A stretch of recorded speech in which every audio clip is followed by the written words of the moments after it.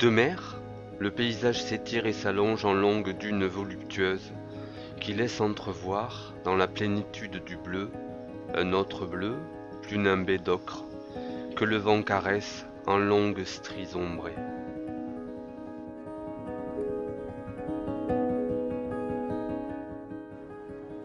Les étangs et lagunes ourlent la côte de franges de dentelle, faite d'ajoncs et de roseaux. Parfois, se dessine un grand cercle d'eau pure. D'ici que viennent jaillir des sources douces, donnant naissance à une végétation, un écosystème unique, où l'anguille est chez elle, où les flamants roses méditent en titubant et incendient le bleu. Une île creusée d'un étang, l'île de Saint-Martin, orne la baie. Il y a 2000 ans, passaient ici les galères qui entraient dans le port de Narbonne, le plus grand du golfe du Lion, aujourd'hui ensablé. Et c'était l'embouchure de l'Aude qui servait alors de Gros et de Chenal. Ici, tout est né de la mer. Le regard capte un chatoiement de bleu pigmenté d'argent. Ce sont les salants, à perte de vue, dont les cristaux de sel emprisonnent le soleil et sculptent d'étranges pyramides.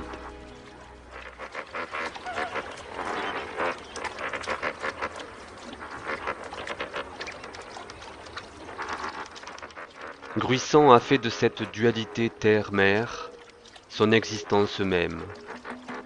Le vieux village, aux rues en circulade, sagement tourné vers la lagune nourricière, contemple la terre, les vignes et la silhouette abrupte des corbières.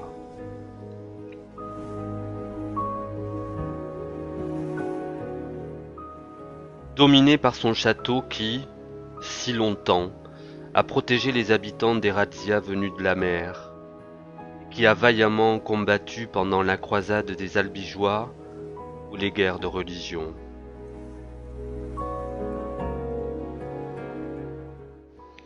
Le port s'ouvre au vent du large et de la modernité, sans rien perdre de son ancrage, de son accent. Des échos lointains du grand port romain qui, autrefois, se trouvait non loin de là, gardien de mémoire et passeur d'avenir. Au creux des montagnes de la Clappe, premier contrefort des Corbières, se nichent les grottes de la Crouzade, qui signent la présence des hommes, ici, dès la préhistoire, et la chapelle de Notre-Dame des Osiles, avec ses ex-voto de marins. D'ici, des hommes sont partis, enrôlés dans la marine pour libérer la jeune Amérique ou poursuivre la folie de Napoléon en Égypte. Le cimetière marin, émouvant de simplicité, raconte aussi ses histoires dans l'histoire. Le regard se lève vers les découpes minérales des corbières, l'aridité trompeuse des garrigues abruptes. Sur cette terre de frontière, que de drames se sont joués. L'horizon relève la dent d'une tour, la tour du phare, puis la silhouette martiale de Quéribus, juché sur son python, qui contemple la plaine catalane. Quéribus, qui résista plus de 14 ans après Montségur, au coup de force de la croisade albigeoise, devenu l'un des fleurons des citadelles du vertige.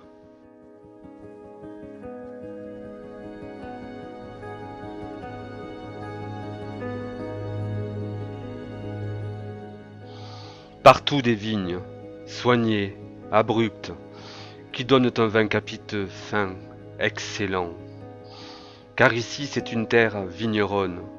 Si du Minervois tout proche que s'est levée au début du XXe siècle la grande révolte du Midi, la dernière révolte occitane.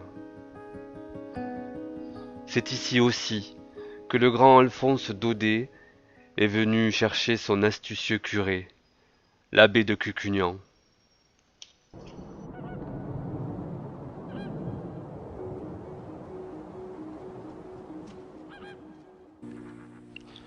Plus loin se dessine une falaise énorme, martiale, impériale. À bien y regarder, les parois anapiques se prolongent de murailles défensives et ébauchent la silhouette d'une incroyable forteresse.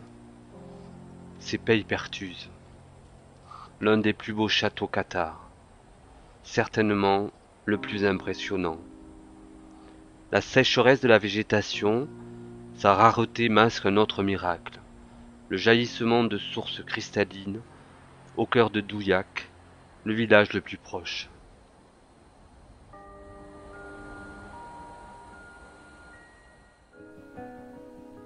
Romanité immémoriale, histoire médiévale tragique et glorieuse, travail obstiné des hommes pour tirer de la mer, des étangs, de la terre, de quoi les nourrir et les inspirer, ont aujourd'hui rendez-vous avec la modernité des infrastructures portuaires et l'émergence d'un modèle de tourisme solidaire, intégré, culturel, un tourisme bleu et vert comme le jeu de la lumière sur les eaux de Gruissant.